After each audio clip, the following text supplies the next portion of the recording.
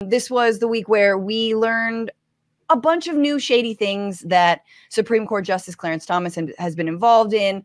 All the scandals, new scandals, old scandals, same scandals. Who, me scandals? So he didn't disclose that he had real estate income for decades on a company that actually shut down in 2006. We also learned not only that he has gone on lavish vacations with a man named Harland Crow, a billionaire who collects weird Nazi memorabilia.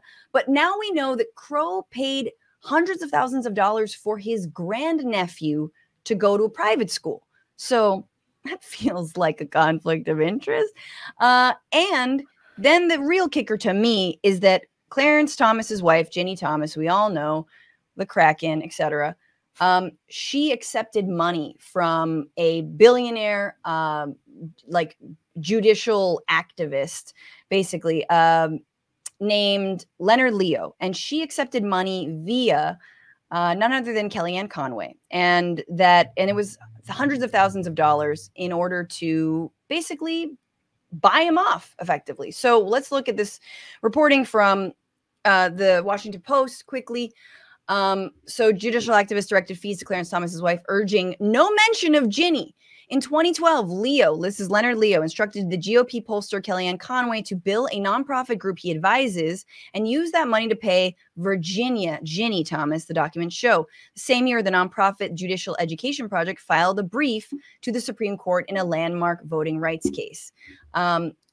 Leo is a figure in the network of nonprofits that has worked to support the nominations of conservative judges, told Conway that he wanted her to give Ginni Thomas another $25K, and he emphasizes that the paperwork should have, quote, no mention of Ginni, of course. You think they didn't know what they were doing was illegal? It's right there. So this obviously isn't, to me, this is the biggest one. I don't know. I feel like the whole like Harland Crow stuff is really, really bad. But like your wife is straight up accepting money for you to put your finger on the scale and to do all the things that we know the right has been wanting to do, whether it's more corporate tax breaks, whether it's, whatever, funneling money back to the 1%, taking away abortion rights, LGBTQ plus rights and civil rights, gutting the, Voting Rights Act. I want to, there's a lot more here. Before we get to it, maybe I'll just go to Leonard Leo has a defense. He decided to speak out and he said, it's no secret that Ginni Thomas has a long history of working on issues within the conservative movement, and part of that work has involved gauging public attitudes and sentiment.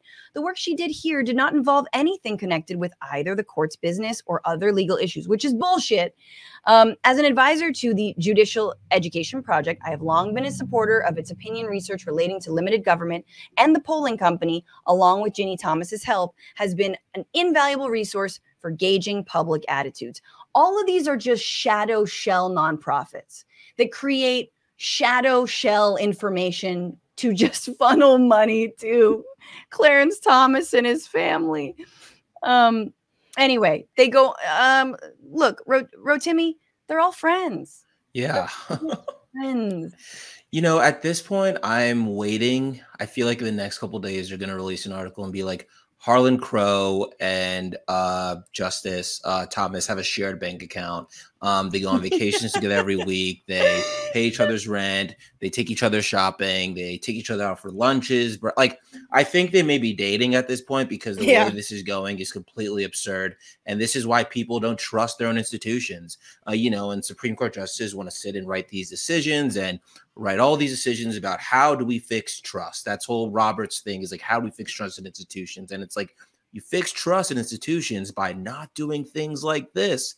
So people don't think that every single Supreme Court decision has been bought by a corporate entity. You don't have decisions like Citizens United without corporate entities to have these loud political voices like they're any average protester. It makes no sense, and it's embarrassing. Absolutely. And meanwhile, they say that the Supreme Court is under attack. People are outside of Brett Kavanaugh's home writing in chalk on the sidewalk. Real sad. So scary. Tough Right. spot for And him. you're like, man, you deserve that though. Like, do you understand what's happening here? But I do love the idea that Clarence Thomas has like a little Mickey Mouse credit card or like something with like flowers that's actually like is Harland's like bank account, you know, like ones you get your mistress. I don't know what people do. Okay, so what are we going to do about it? This is the question. What can be done? One of the things that can be done, and Dick Durbin is the head of the Senate Judiciary Committee. He's trying to like somehow hold Clarence accountable. And he's saying that we need to basically like appeal to the goodness of their hearts. It depends on how you're reading him, but I wanted to play these clips for you to see what you think is, you know, he will actually do. Dick Durbin says that apparently all options are on the table, that he, you know, takes this very seriously in terms of Clarence Thomas, but he ultimately rests action on the feet of Justice John Roberts. So take a look here. He is talking to Jake Tapper.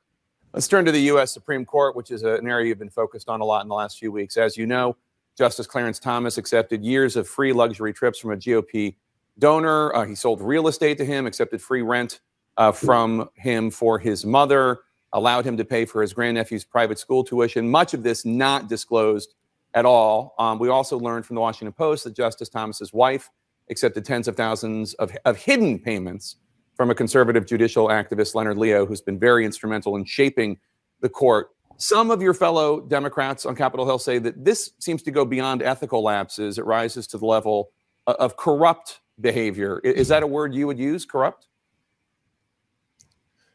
Well, I can tell you that the conclusion most people would reach is that this tangled web around Justice Clarence Thomas just gets worse and worse by the day.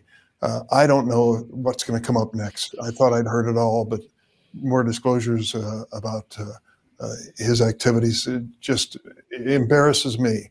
The question is whether it embarrasses the Supreme Court and the Chief Justice. Chief Justice Roberts has the power in his hands to change this first thing tomorrow morning. He could announce a code of conduct for the court and finally means something.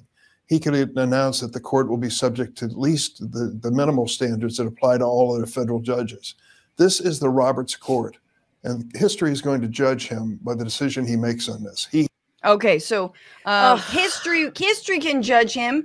It's Roberts has to take the action here. So once again, Jenny, we're asking the police to police themselves. I mean, effectively. What makes me so upset about Democrats is, as a lifelong Democrat and sometimes toying with other things that are progressive,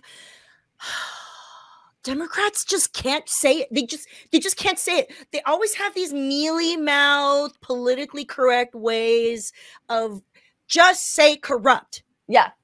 He gave you the C word. He put it right there.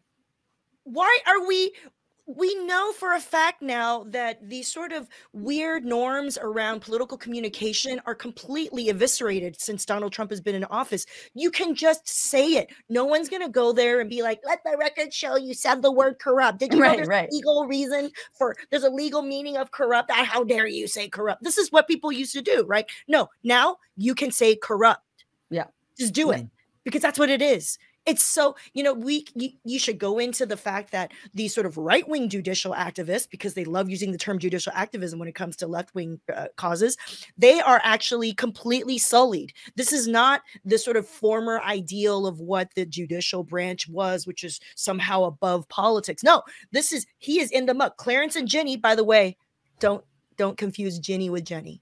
Okay, I don't claim that. Okay. This is what they're doing. There's so much evidence that they're in the dirt. And so someone needs to take responsibility for doing something about it. Whether it's Chief Justice Roberts, whether Dick Durbin doesn't want to take responsibility and want to just claim that history needs to accuse him of something. No, someone needs to take action. This is bullshit. Yeah. But however, I want to just say that Leo Leonard has a defense, Jenny, that says that Ginni is totally like she doesn't even like Clarence who? What do you mean?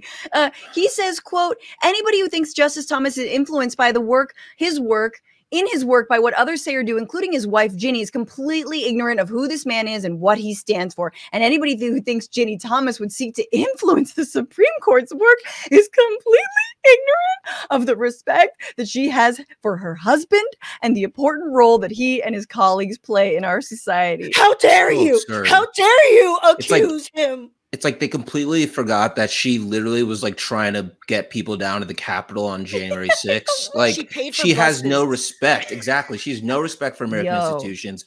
All she wants to see is like a theocratic fascist government where her religion can influence every single political and policy decision this country makes. Absolutely. Also, if you think Harland Crow is paying for only Ginny's luxury items, no.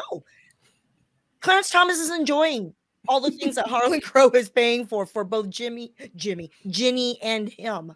I mean, Okay. right, and it's like how exactly? No, but Ginny has to get a Comfort Inn or down the street when they go on their vacations. Like she can't come along. Like, do you know they sleep in separate bedrooms? They sleep in separate, massive gilded bedrooms. Harland With- only pays for Ginny's.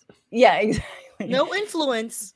Zero on influence. No, it's Bullshit. absolutely absurd. And then of course, okay, so later Dick Durbin basically says, and well, you know, Jenny, I know you have to jump, but we'll end with this, you know, Yeah. that effectively, you know, he would like to subpoena Clarence Thomas himself to speak on these matters, but he actually doesn't have the majority because Senator Dianne Feinstein is unable to do her duties on the Senate Judiciary Committee and vote to say, yes, please subpoena Clarence Thomas.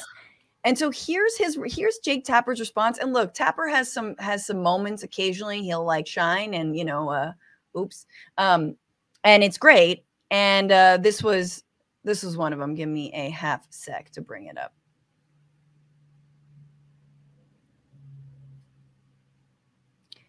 We need her. It is a challenge in the Senate Judiciary Committee to do our business. For example, you raised the question of a subpoena, and I haven't reached any conclusion on that.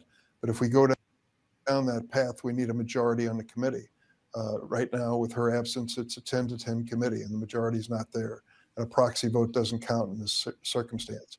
So it's a complicated situation. I hope she does what's best for her and her family and the state of California and makes a decision soon as to whether Jake she's getting coming mad. back. Jake getting mad. I mean, all due respect, sir, you and your fellow Democrats were very ginger and very polite when it came to Justice Ruth Bader Ginsburg and not pushing her to retire when you had a Democratic majority in the Senate. How'd that work out for you? How'd that work out? Well, I can tell you, you can play these out and try to guess what the Supreme Court opinions resulting from it will be. The bottom line is, though, we have in the past had members of the Senate, I can think of a handful as I'm sitting here, Democrats and Republicans, who've been absent because of medical conditions for lengthy periods of time. I want to treat Dianne Feinstein fairly. I want to be sensitive to her family situation and her personal situation. And I don't want to say that she's going to be put under more pressure than others have been in the past. Okay, this is, I mean, I wanted to play that out just so you could hear, speaking to Jenny's, you know, mealy-mouthed comments, like you could hear the fullness of what he's saying. There is no urgency. Women are dying right now because they can't get proper abortion care right now. And there's zero urgency. Oh, I don't want to offend her family. You know how many families are being offended right now because of our lack of rights? I thought the whole point of this public service thing was to put people before yourself. That's why you jumped into it. You know, they give speeches and go on campaign events and say they are doing this because they're putting people for others. Like, you know, part of me has sympathy for Durbin. Like, I imagine he spends a lot of time with her and they've been friends for a while. So it's of course tough to push they your friend out the summer door. Together. Yeah, exactly. But at a certain point, you really have to understand there's a bigger picture. Yeah. And that's, I think, what's disappointed me because, you know, Feinstein's had a pretty great legacy. In San Francisco, she really helped a lot of people. And I think she really was the beginning of that upstarty progressive movement. But doing what she's doing now is really hurting all the past work she's done and hurting a lot of people, as you said. So it's really disappointing to see. It's sad to see, really. Yeah. I mean, look, at the end of the day, I wish he could be impeached, but Clarence Thomas is not going to be impeached. The least we could do is have him or Justice Roberts answer for what's going on here. Yeah. And if and actually, yes, I mean, look, I think Durbin's right. I just don't think that it should come from, you know, the heart of Roberts. Like, it should come from Congress holding folks accountable. This is why you have multiple branches of government, so they can hold one another accountable in theory. And so that, look, all we're saying is disclose. No one's even saying he shouldn't do this. I don't think he should, but no one in office is being like, this was really awful and you should be impeached. No, they're just saying, like, be honest about it, right? Anyway, at the very least, we need to trot out Clarence and Ginni so we can be like, shame. Yeah, shame. Yes. You know, just throw light, not rocks, just light. You want to see them naked, or is this like Game of Thrones? Like, because I think I'll pass on that. Ginny not going to look like Cersei up there. She's not. Listen, we don't care about how conventional their attractiveness is. Okay, we just want them shamed. That's okay, for the record. Oh God, I don't think there is any. I don't know. These are narcissists, and the thing is like when you're in power for that long, including Dianne Feinstein, man, my whole political conscious life. That means like, oh, I understand what an elected official is. Feinstein's been in office. And it's like the narcissism, it grows. The sociopathy grows the longer you are in power. And you can say with a straight face to a small child like Feinstein did, who's begging you to do something on climate change, there. You're not a voter yet. I don't answer to you. Like, yeah. What's going on, Frantifa? If you haven't already, subscribe to this channel right now. Hit that button. And also, you can become a patron and support the show every single week. Get access to bonus episodes and exclusive merchandise. Patreon.com/Bitchuation Room. Do it.